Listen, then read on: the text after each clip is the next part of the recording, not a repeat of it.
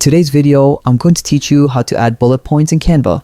Whether you're creating a presentation, designing an infographic, or simply organizing information for a project, bullet points are a great way to keep your content structured and easy to follow.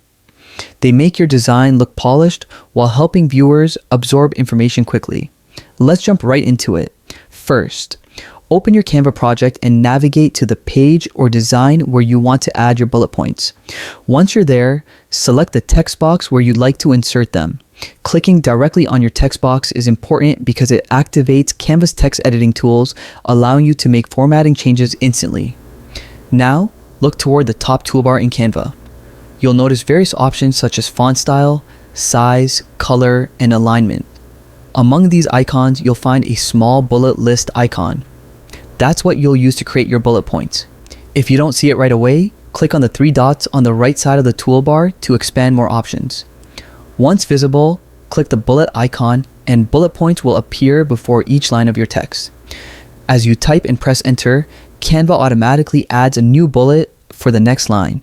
This makes it effortless to create clean, consistent lists, whether you're jotting down ideas, listing features, or organizing key points. To enhance the visual appeal, you can change the font style, adjust the size, or modify the color of your bullet text to match your overall design. If you want even more customization, you can replace the default bullets with symbols or icons from Canva's Elements section. A fun trick for adding personality to your lists. You can also use spacing tools to adjust line height or indent levels for better readability.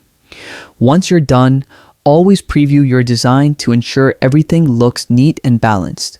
Remember, bullet points aren't just for decoration. They guide the viewer's eyes and improve understanding. Small formatting touches like these can make a big difference in your overall design quality. So, next time you're working in Canva, try using bullet points to make your content both visually appealing and easy to follow. Happy designing!